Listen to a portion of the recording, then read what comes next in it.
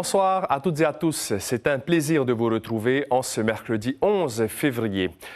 Voici les titres que nous allons développer dans cette édition.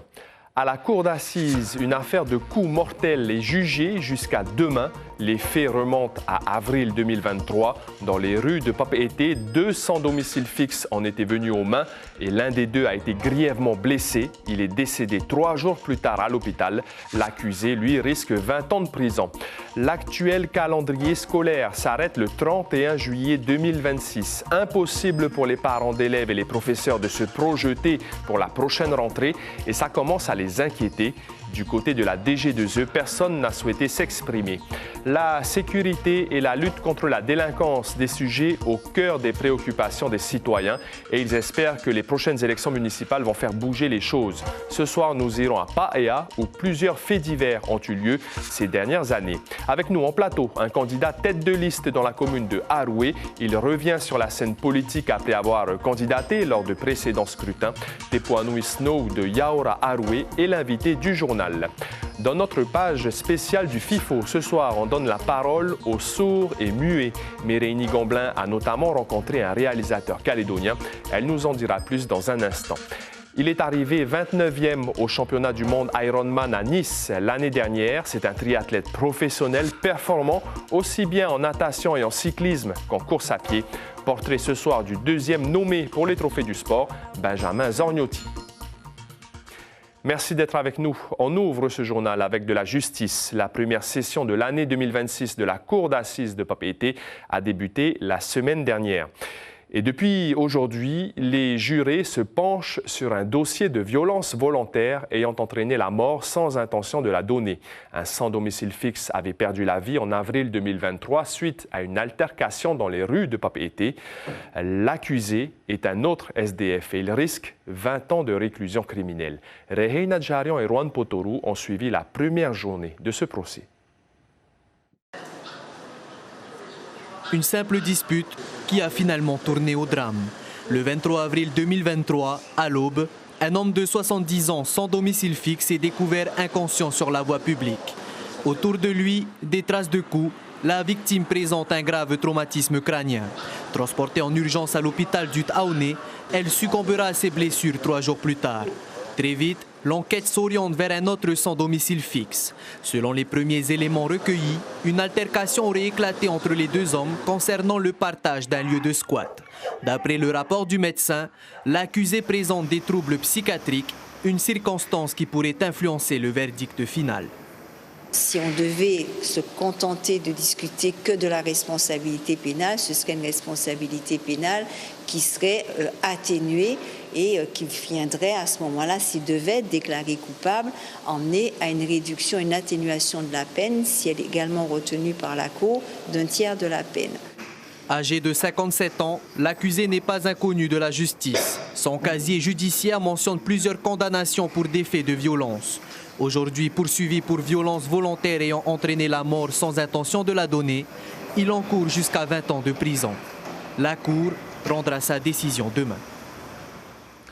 À l'Assemblée nationale, lors des questions au gouvernement, la députée de la 2e circonscription de Polynésie française, Nicole Sanquer, a posé une question sur l'accès des étudiants polynésiens à l'aide nationale au mérite. Actuellement, ils ne sont pas éligibles alors qu'ils remplissent les mêmes critères que les autres.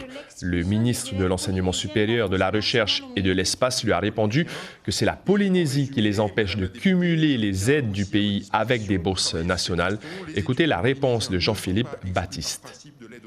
Le point de vigilance se situe au niveau des critères d'exclusivité des dispositifs d'aide financière destinés aux étudiants polynésiens institués par le gouvernement de Polynésie. En effet, leur réglementation interdit le cumul avec des bourses opérées par mon ministère. C'est pour cette raison aujourd'hui que certains étudiants polynésiens qui bénéficient de la bourse du gouvernement de la Polynésie française ne peuvent pas bénéficier de l'aide au mérite car ils perdraient sinon leur bourse locale. Il ne m'appartient pas évidemment de me prononcer sur les critères fixés par le gouvernement polynésien en la matière, mais je vous dis toute la disponibilité de mon ministère pour continuer à travailler avec eux. Retour au Fénois, les professeurs des écoles, le personnel de l'éducation et même les parents d'élèves s'inquiètent et vous êtes peut-être concernés. Les prochains calendriers scolaires n'ont toujours pas été publiés. Impossible de se projeter pour les vacances, pour les rentrées. Et la situation délicate du ministre de l'Éducation, qui pourrait être écarté du gouvernement, n'arrange pas les choses. Chiquita Teiva et Mirko Vanfon ont rencontré des représentants syndicaux et des parents, car la DG2E n'a pas répondu à nos sollicitations. Difficile d'organiser les vacances ou prévoir quoi que ce soit pour les enfants sans un calendrier scolaire. Pour le syndicat UNSA Éducation, la planification des calendriers des 3 prochaines années aurait dû être faite. Mais le ministère de Ronnie Ter-Ipaya et le vice-rectorat ont manqué de réactivité. Ça nécessite une anticipation parce qu'il y a aussi toute une procédure de préparation, de concertation préalable avant la mise en place, la validation de ces calendriers scolaires. Je parle d'une concertation avec les personnels de l'éducation, mais aussi avec les parents d'élèves et le monde économique, l'hôtellerie, le tourisme, qui comptent sur ce calendrier scolaire. Car entre-temps, la réflexion menée par le ministre Ter-Ipaya a été de faire évoluer le calendrier scolaire en fonction des conditions climatiques, comme en Calédonie. Mais pour les partenaires tels que la Fédération des APE, le chamboulement est trop compliqué. Pour pouvoir faire, c'est comme les nouveaux rythmes scolaires, il faut qu'il y ait des négociations, il faut qu'il y ait justement une table ronde et que tout le monde puisse en discuter. Parce que c'est tout un changement, que ce soit économique, mais c'est aussi tout un changement aussi au niveau de nos enfants et de nos familles. Un casse-tête également pour l'ensemble des transports scolaires maritimes et aériens, mais aussi pour l'organisation des examens. Et à 5 mois de la prochaine rentrée, les syndicats n'en peuvent plus d'attendre. Une solution d'urgence doit être trouvée. Le ministère de l'Éducation fait la proposition de maintenir le calendrier de cette année.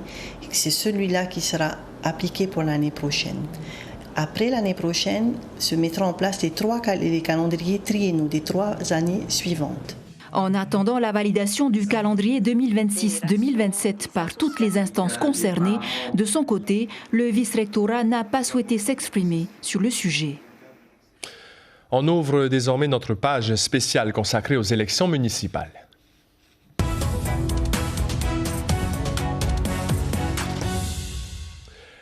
La question de la sécurité est au cœur de la campagne électorale et des programmes des différentes listes. Et ce soir, on s'intéresse à la commune de Paea.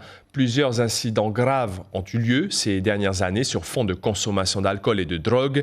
Élodie L'Argentan et Patrick Tsingsing ont rencontré des habitants pour avoir leur opinion et connaître leurs attentes. Un jeune homme a perdu la vie devant cette église, poignardé en juin dernier. À l'origine, une altercation entre amis sur fond d'alcool. Et un peu plus loin dans le quartier, une tentative de meurtre a eu lieu au sein d'une famille. Tout le temps, les gens parlent dangereux dans la Malais au Féro. C'est dangereux. Mais il y a toujours l'alcool. C'est ça l'ambiance. Tout le temps, tu vois, le vendredi, samedi et le dimanche aussi. Mais nous, ce qu'on craint aujourd'hui avec les jeunes qui se passent, il n'y a aucun respect. Parce que dans notre quartier, on a plein de matahiapo. Des nuisances sonores, une recrudescence des violences intrafamiliales et des problèmes liés au trafic de stupéfiants. Les autorités l'ont constaté lors de la mise en place l'an dernier du CLSPD, le Conseil local de sécurité et de prévention de la délinquance. Mais pour cette référente du quartier, la tension est un peu retombée. Depuis que notre ami est décédé, ça fait... Comment on dit ça, ça fait comme un choc dans la tête des gens.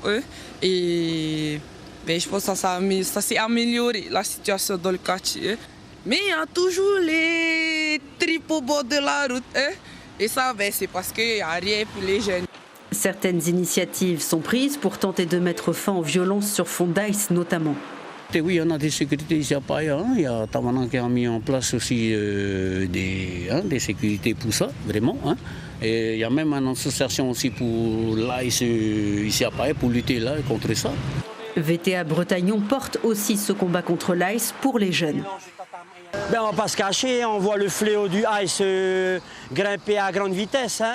J'avais déjà prédit ça il y a une dizaine d'années. Et aujourd'hui, on est en train de payer les pots cassés, les braillères cassées. Nos jeunes, ils ne dorment plus le soir, ils se trimballent sur la route à boire de l'alcool au lieu d'essayer un chemin meilleur pour eux. La prévention des comportements à risque et la sécurisation des espaces publics font partie des priorités fixées pour ces prochaines années dans le cadre du CLSPD.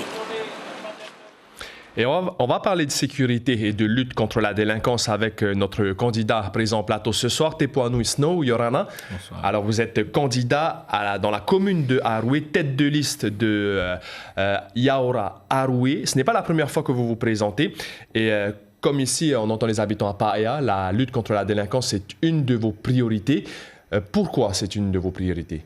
Oui, bonsoir Marouki. Tout d'abord, merci pour cette invitation. Je souhaiterais profiter, si vous me permettez, de saluer l'ensemble des téléspectateurs qui nous regardent ce soir, mais également adresser mes meilleurs vœux pour la nouvelle année. On peut le faire encore, on est en début d'année, enfin en tout début d'année, au mois de février. Donc, je pense à toutes les personnes qui aujourd'hui, on avait un reportage tout à l'heure par rapport à nos sans-domicile fixe. Aujourd'hui, la société doit prendre en charge, enfin en tous les cas, doit prendre au sérieux cette question. Et pour répondre du coup à la question que vous m'interrogez concernant la délinquance, c'est un problème aujourd'hui que nous rencontrons effectivement sur Aroué, avec une augmentation de 62% des dégradations des biens, plus 72,72% si je ne me trompe pas, d'augmentation de la consommation de drogues et de stupéfiants. Et comment faire face à ça? Et avec une augmentation aussi de la prise en charge de la page. On est sur 150 victimes, une augmentation de 17%. Ça n'est pas normal. Ça va faire, depuis le début de la mandature, que nous avons,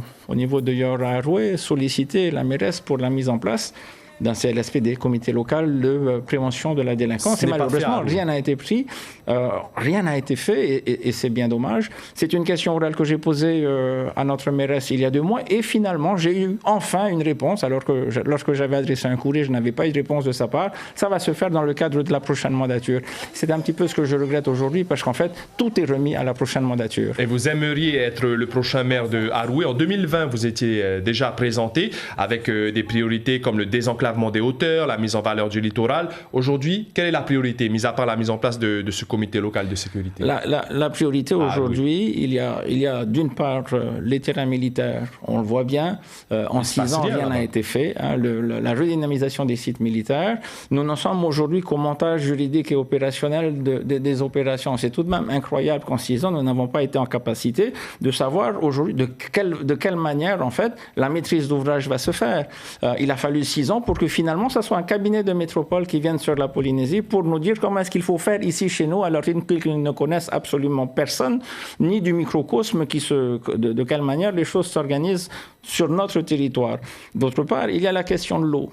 La question de l'eau, c'est la même chose que la question de la redynamisation des sites. Mais ça avance quand même, l'eau. Il y a des travaux qui sont en cours. Non, parce qu'en fait, aujourd'hui, que propose la commune à ces familles qui aujourd'hui payent des factures extrêmement chères, et surtout, en termes de ressources, où nous avons près de 70% de la ressource qui part dans la nature.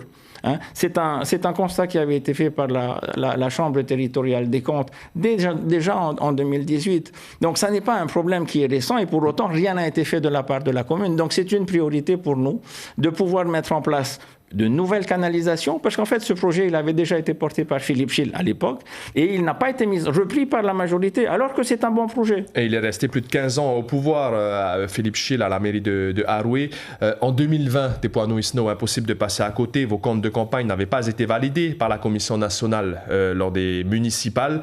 Et certains adversaires politiques vous ont critiqué, car le budget d'Aroué, c'est presque 2 milliards. Est-ce que vous êtes capable de gérer, du coup, les comptes d'Aroué? Alors, je pense que tout le monde a le droit de faire une erreur, et c'est vrai que j'ai manqué de vigilance parce que c'était la première fois que j'étais tête de liste, et lorsque on est tête de liste, la première fois ça peut être compliqué. J'étais plus jeune, et je peux vous dire que ce qui est important, c'est de se relever. En 2022, je me suis représenté aux élections, et la population de Aroué m'a fait confiance à nouveau, et j'ai pu réintégrer le conseil municipal dès 2022. Grâce à presque 300 voix. Merci beaucoup, Tepoanui Snow. Je rappelle que vous êtes tête de liste de la liste donc Yaoura Aroué Yaoura. Merci. Merci encore. Demain matin, on poursuit notre tour d'horizon des candidats pour les municipales avec Taiarapu Ouest et le maire sortant, Tetuanui Omblin, qui prétend à sa propre succession en menant la liste Taiarapu To'aotera To'uora. On referme cette parenthèse politique sur les élections municipales.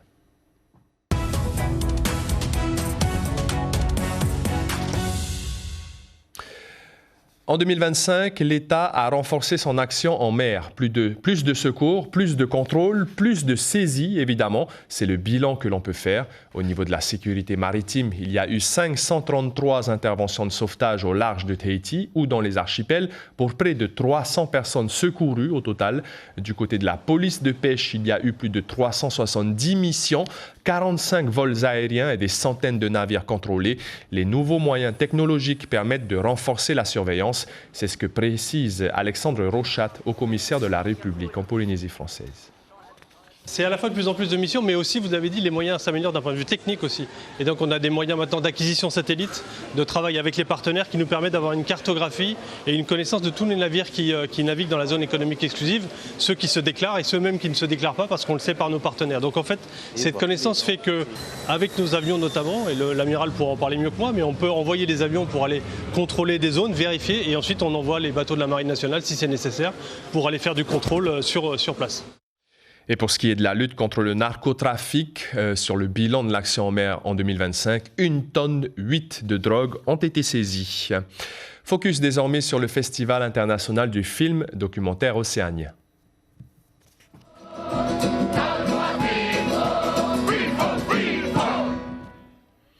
Raconter des histoires poignantes à travers des films pour notamment favoriser l'inclusion, c'est l'un des objectifs du FIFO. Grâce aux documentaires sélectionnés et aux tables rondes, le festival met en lumière les combats quotidiens de ceux que l'on entend peu, voire pas du tout. Comment donner la parole aux personnes sourdes, c'est le thème de cette page consacrée au FIFO, réalisée par Mereini Gamblin et Miranda Aritei. Yorana à toutes et à tous, focus ce mercredi sur les malentendants. Être sourd ou sourd-muet, c'est souvent être privé de liberté, être réduit au silence. Et bien cette année au FIFO, ils sont mis en lumière à travers notamment le documentaire Nouvelle-Calédonie, un retour aux racines réalisé par Wallace Cotra Jr. C'est une première pour lui et c'est un documentaire que l'on vous propose de découvrir dans ce reportage qu'on a réalisé avec Marcel Bonneau et Hubert Liao. Wallace Cotra Jr. est sourd, mais jamais son handicap n'a freiné ses ambitions. Envoyé très jeune dans l'Hexagone, ce Kanak grandit loin de sa terre, entouré de structures adaptées. Devenu journaliste et réalisateur, il a ressenti le besoin de retourner en Nouvelle-Calédonie.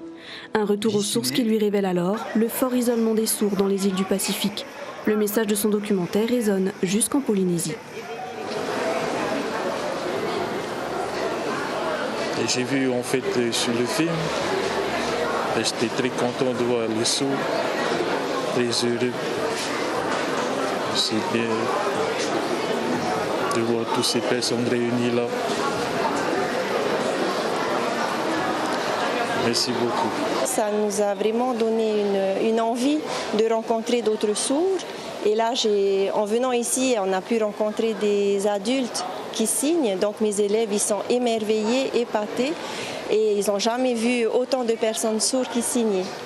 Signer veut dire parler en langue des signes. Pour la première fois, le FIFO accueille un interprète et traducteur français pour les sourds. Un geste pour rendre le cinéma accessible à tous et mettre en lumière une culture silencieuse.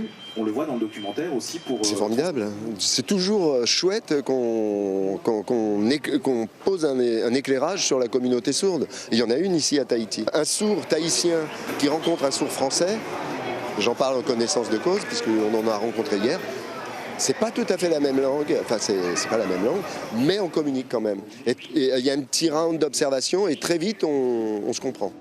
Avec son film, présenté hors compétition au FIFO, Wallace Cotra Jr. rappelle que les sourds ont une voix et que le cinéma peut devenir un véritable outil d'inclusion.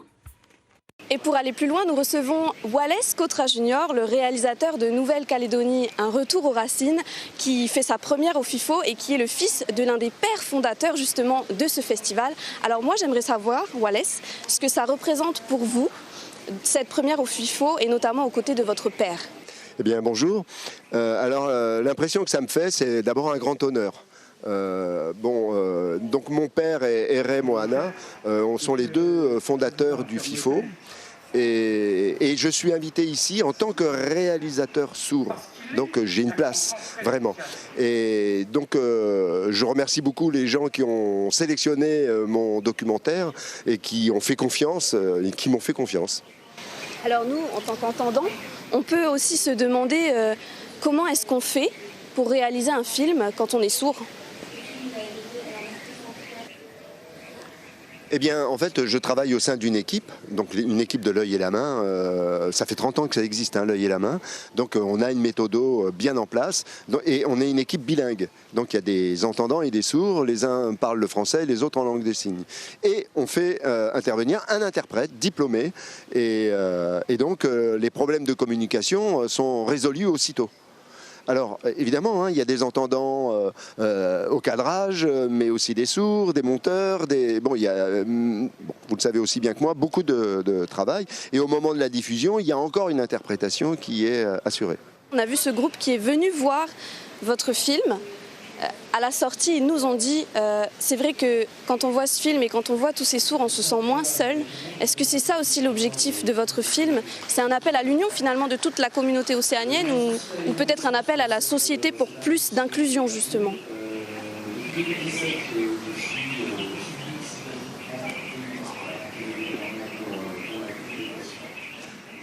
Eh bien les deux. Les deux. Faire comprendre aux entendants qu'est-ce que c'est que les sourds, qui sont-ils, et les sourds, ils sont nombreux, ils existent. Et pour beaucoup de sourds, c'est important que de montrer un modèle quelque part, de voir que tout est possible pour les sourds. Et qu'ils prennent conscience que c'est d'abord une question identitaire et linguistique. Donc, inutile de vous dire que tous ces sourds qui étaient là présents, ça m'a fait chaud au cœur, mais à un point que vous pouvez imaginer. Merci beaucoup. Avec plaisir. Et en marge des films, c'est tout un village qui a été installé ici à la Maison de la Culture pour le FIFO. Vous pouvez participer à des ateliers et vous pouvez aussi assister à des masterclass ou à des tables rondes. Par exemple, sur le Pepe Ahiro aujourd'hui, les débats portaient sur l'écologie à travers le documentaire. Le cinéma permet à ce moment de sensibiliser davantage la population, de sensibiliser toutes les populations, mais également d'avoir des images impactantes. Quand on parle de combat écologique, on parle de justice environnementale, on parle de justice à la terre qui nous porte. Et combien même nous, autant que Maori, nous sommes liés, connectés à la terre. Donc faire justice à la terre, c'est aussi faire justice à la population qui y vit. Il ne vous reste plus que 2 jours pour venir profiter des projections au FIFO. Demain, nous vous proposerons un focus sur le phénomène de la méthamphétamine en Polynésie à travers le documentaire Whenua Vice qui sera projeté à partir de 8h. Belle soirée à tous.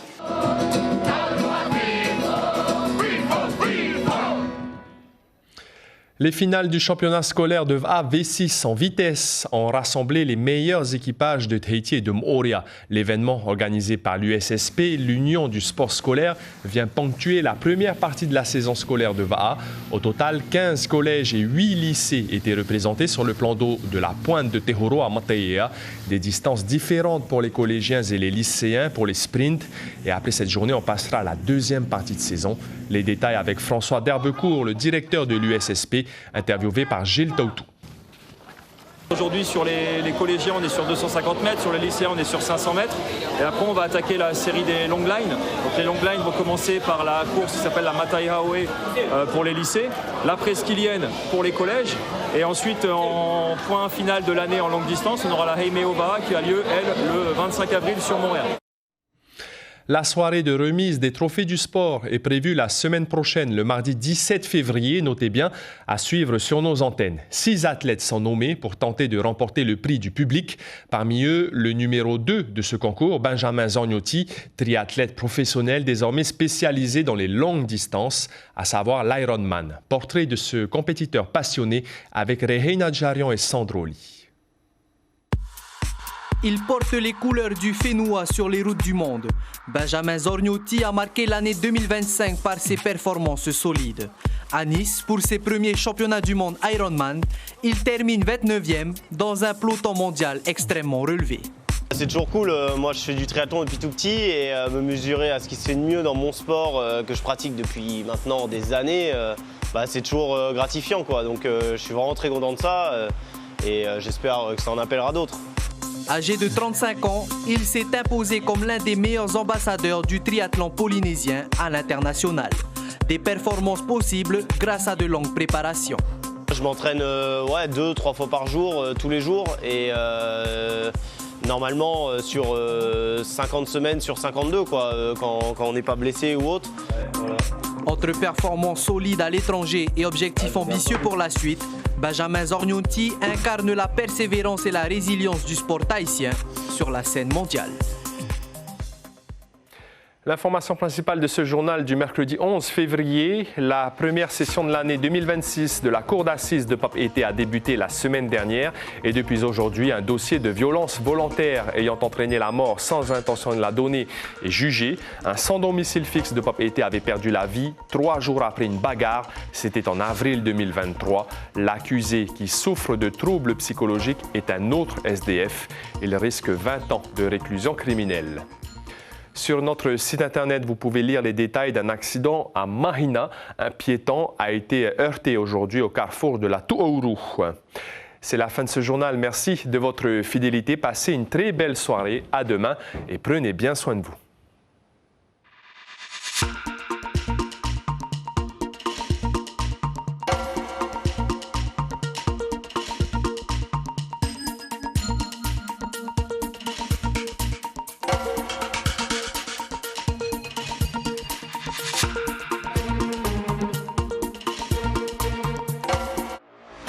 Retrouvez toute l'info sur WhatsApp en scannant notre QR code.